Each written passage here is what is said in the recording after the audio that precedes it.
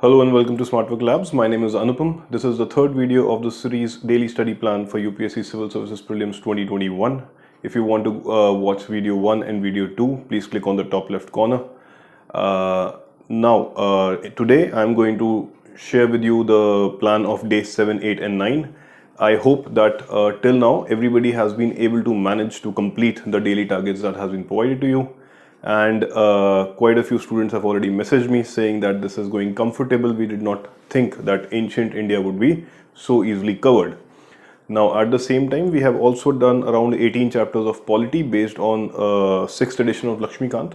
One thing that quite a few students have asked me is, do we really have to study 6th edition of Lakshmikant? No, you do not. What you have to basically do, I am taking 6th edition as reference, but what you can do is you can simply go through the index of the 6th edition, see the chapters and read your corresponding editions that you have already, because it is easier to read the book that you have already marked, right? Any additional chapter which are not there in your edition, you can read from the 6th edition. PDF of the 6th edition Lakshmikant is easily available on the internet. You don't have to really go and buy the new book. Okay, now today was the day when you had to revise everything that we did on the first 5 days. So I'm hoping that you guys have actually revised and not taken a break already. Break will come soon. So this revision would definitely help cement things that we have done in the first 5 days. We have done significant chunk, and over the next 3 days we'll be done with our ancient India NCRT, which is a very big load off already.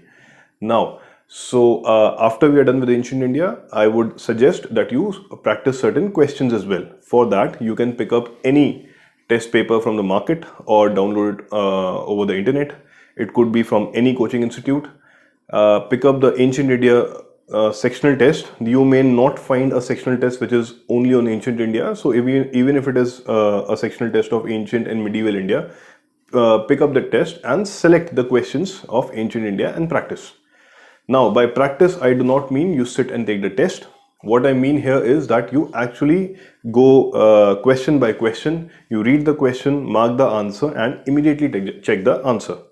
Now, if you got the answer right, nothing better than that, you are doing well. But in case you did not get the answer right, what you have to do is you have to think what was your thought process that led you to a wrong answer. Now, after having checked the solution and all, you would also know what should have been the right thought process that would have gotten us the right answer.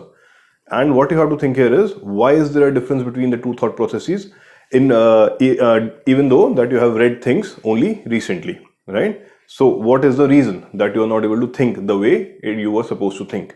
Is it because you are missing some fact still? Probably because you might have skipped it while reading, or you might have read it but not have revised, or you just might have forgotten. Right? Is that the reason? Or is there a gap in some understanding of the topic? Maybe you're not able to understand a particular flow of information. Go and check that. Or thirdly, it could be a misinterpretation of the question. Did you misinterpret the question? After reading the solution, did you understand why did you misinterpret the question? So on and so forth. So this exercise is particularly very important. This will help you fine-tune your knowledge base, number one. This will help us bridge the gap between the reading part that we have been doing so far and the application part. What happens is we only focus on reading. But when it comes to practicing question, we simply think that taking a test in itself is practice enough. No, that is not the case. Taking a test is enough for managing how are you going to attempt the test. How will you attempt the paper, in how many rounds, what kind of questions will you attempt first, so on and so forth, right? Time management part and your strategy of attempting the question part, not the process of attempting the question, a particular question, right? When you take a test, all you guys check, I have noticed this, that all you guys check is how many questions did you get right and how many questions did you get wrong. And that's all the diagnosis or analysis that you guys do.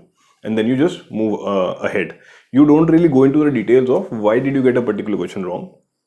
And when you do not do that, when you revise a particular topic from which you got the question wrong, you are going to revise the same thing again.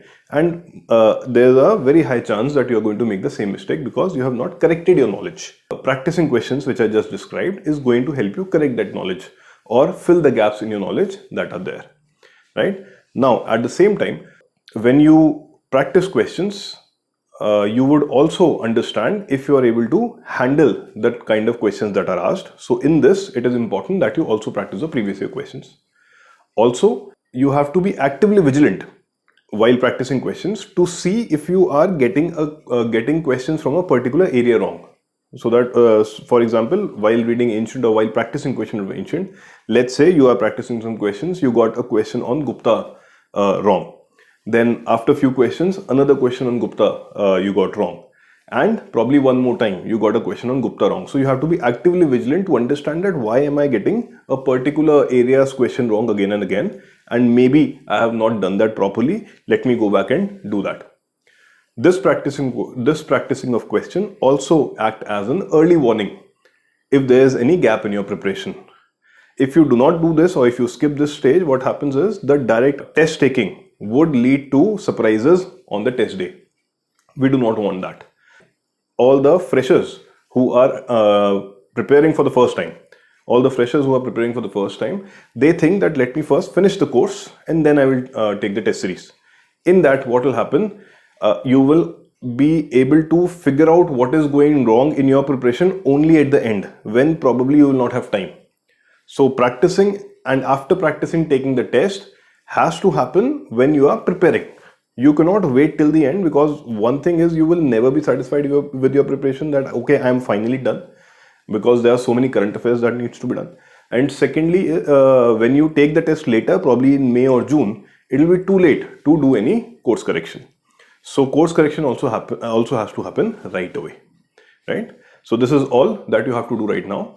Now, over the next couple of minutes, you will get the daily targets for the next 3 days, that is day 7, 8 and 9. And by the end of day 9, you will see that we'll be done with ancient India.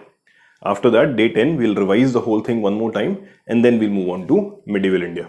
On the polity side, we have already done, I think, around 18 chapters. Now, the next 3 days, you will see a lot of chapters written in your target, but don't panic. Those chapters are very small, probably 2-3 pages each, right? So you will be very comfortably able to do those chapters in the 3 allotted hours that we have allotted for polity as well. So after 3 days, we'll be done with almost 2/3 of polity, and in another 3-4 days, we'll be finished with polity as well. And current affairs, the third slot, that is of current affairs, we are done with April. Now we have to start with May. So over the next 5 days, we'll cover May. I hope you have revised April now. In this current affairs, I would suggest that whenever you find time, practice certain questions on current affairs as well. There are certain coaching institutes which come up with a monthly test paper on current affairs questions, which will have around 100 questions. Pick up any one particular source, pick up any one particular coaching institute's test paper and start practicing. Since we have done April, pick up the April 2020 test paper, practice around 100 questions. Practice in current affairs also has a different purpose, along with checking if you have done well in your reading part, and that is addition of knowledge. Current affairs, we cannot really rely on one source.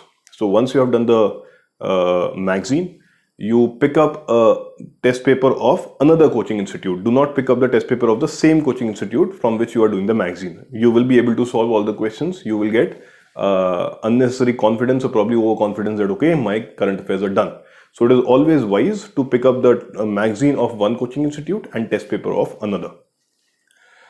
In that test paper, out of the 100 questions, probably 70-75 questions will be covered by you while reading the magazine, and remaining 20 to 30 questions that might not have been covered by you should act as a knowledge addition. In that, also remember, if you are taking too much time in making notes, do not do so. Just mark the question paper itself and revise from the question paper directly.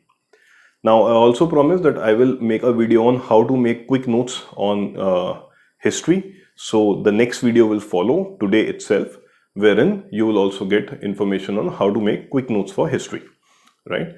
That's about it. Please go through the targets now. And if you have any doubt, as usual, you can contact me on the phone number displayed on the screen or email me at the email ID displayed on the screen right now. Thank you very much. Take the targets. I hope you are catching up. I hope you are doing well in your reading. Thank you very much. I'll see you again in the next video.